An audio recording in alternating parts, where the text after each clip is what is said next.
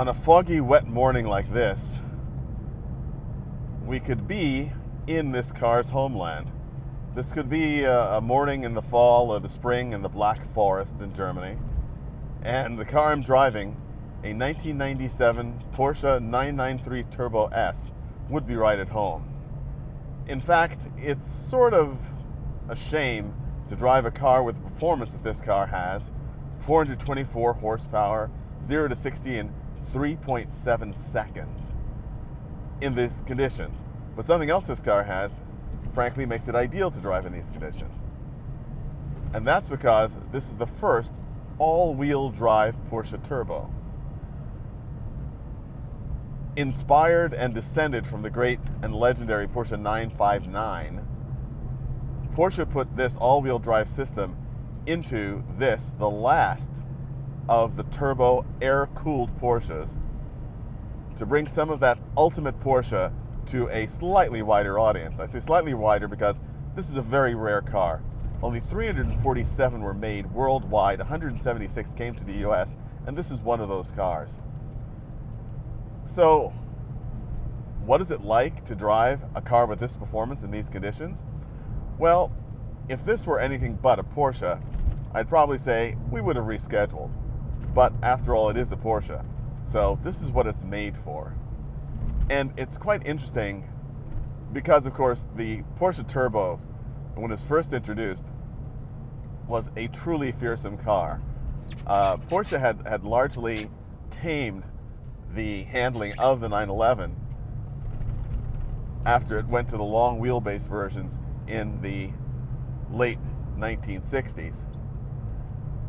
But still, it was always known that in order to drive a Porsche well, quickly, you had to have great respect for what could happen if you did something that the car didn't like.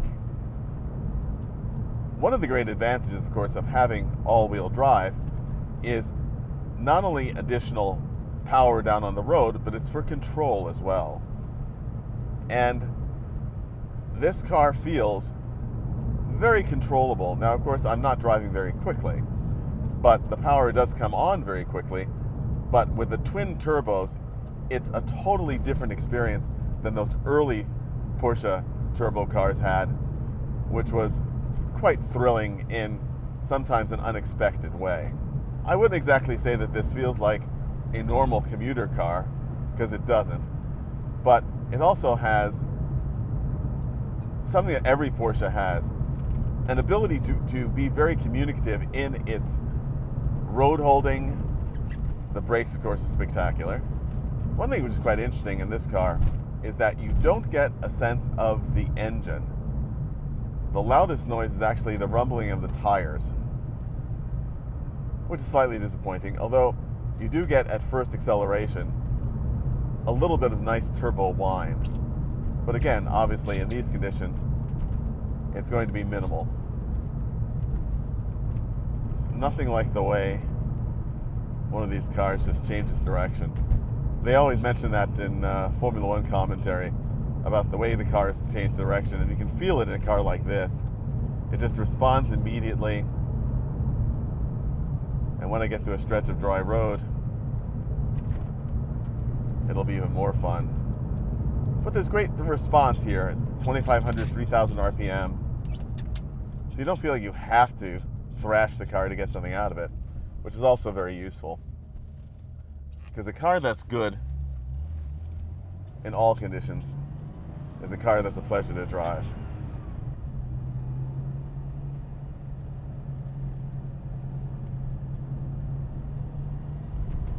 The Turbo S was distinguished from its normal turbo brethren, not only because of the additional power, but also because of the body kit. It's got special side air intakes, special nose, special tail spoiler, all very much inspired, again, by the 959. And to add performance capability, because, of course, what's more important to an air-cooled Porsche than cooling? Somehow it feels so appropriate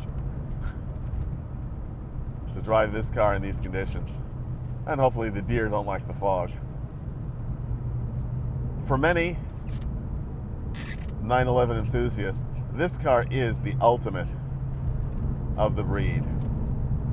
Twin turbos, air-cooled, essential, and in the perfect color. A color that makes this car look literally like molten silver. It's an amazing thing. And I look forward to driving this car again on a sunnier day.